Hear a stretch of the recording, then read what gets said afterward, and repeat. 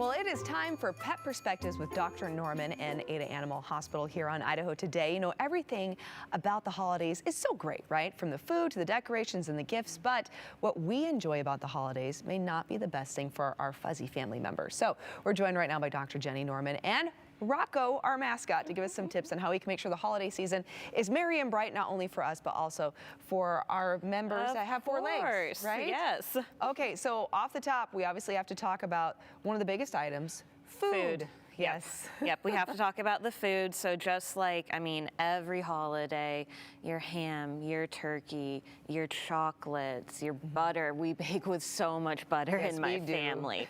And that is just, it's not good for our little pets. So again, kind of like we talked about back at Thanksgiving, just take the trash out, keep them out of the kitchen, just don't let them get into anything. And what can happen if a pet eats too much fat like that, like butter, or gets into the bottom of a turkey tray? So it's more than just an upset stomach. So they can get something called pancreatitis, which makes them think about like not only just an upset stomach, but so painful. We can't keep anything down. A lot of these guys end up in the hospital when they develop pancreatitis. And that's not fun, especially during the holiday season when you have so many guests in your house and so many things to do and get done.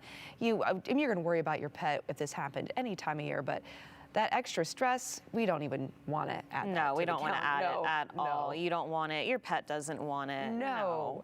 All right. Well, decorating the tree is a must-do for most of us, right? It is, of course. And some of us like to use tinsel and shiny objects and ornaments. Let's talk about the dangers that might come when we use certain decorations. So tinsel is one of the ones I harp on every year. Okay. Especially for cats. If you have cats in your home, don't use tinsel. It's shiny, but it's stringy, and they love to play with it and eat it. And it's one of the most common surgeries around the holiday time that we have to go in and remove. Yep. Okay. It just bunches up in there. So tinsel, if you have cats especially, just don't do it. It's pretty, you know, have your friends, you know, use it, take pictures of it, but don't have it in your home. Got it. Okay. And on top of that, it's messy. Gets all over the carpet later. It lasts all the way through February. It's a huge pain to clean up. So. It's a pain to clean up. And then you find it in your cats in February and March because you think you cleaned it all up. You didn't. Tinsel gets everywhere and your animals will find it. So avoid the obstruction, a nasty surgery. Don't want to go there. No. All right. What about plants though? Mistletoe is beautiful. So are poinsettias. As they are, and they're so festive with the red and the green. But those ones specifically, poinsettias and mistletoe, can be mildly what we call gut toxic to our pets. So again, you're vomiting, diarrhea, really upset stomach, uncontrollable if they eat or get into those plants. So, you know, they have such beautiful silk and fake plants these days, you know, so you can really still get the feel of it without having that toxic component to it. Yeah, especially if you have like little puppies or new animals that you know that chew on everything and get into stuff. Well, they're just so curious, and you don't have it out any other time of the year, so you put out this new thing, you know, and like Rocco here, he thinks everything new is for him. They're going to investigate, and then they're going to take a little taste of it. Yeah. So I like to think of our pets sometimes as curious small children, right? Exactly. If something's new, they're gonna perpetual toddlers is what I like to say. Perpetual toddlers. Yeah, they always want. They're going to be curious. They're going to want to know what it is. Exactly. What about electrical cords, string lights? Right. We love to decorate with that, but what kind of danger does that impose to our pets? Electrocution or electrical burns in the mouth is what we more commonly see with that.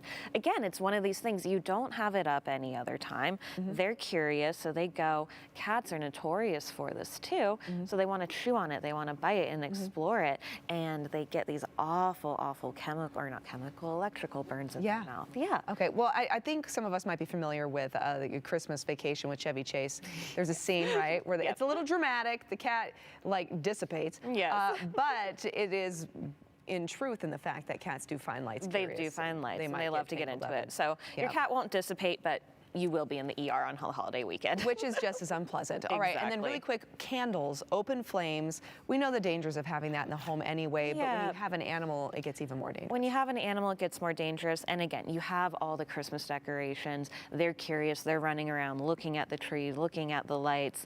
You have a tall dog with its tail. All it takes is one swipe. Absolutely. Yep. Yep, and then we all know where that can go. Exactly. We just don't want it to go there. No. Dr. Norman, where can people go to learn more? And if they need your services, where can they find you? AdaAnimal.com. You can find us there and find all of our information on Excellent. our website. We have it for you right there, too, at the bottom of the screen. Thank you so much, Rocco. Thank you so much, Dr. Norman. Really appreciate it. Always good. And happy holidays. And You Merry as Christmas well. to you. Merry Christmas. All right, everyone, stick around because we have more Idaho Today coming up right after the break.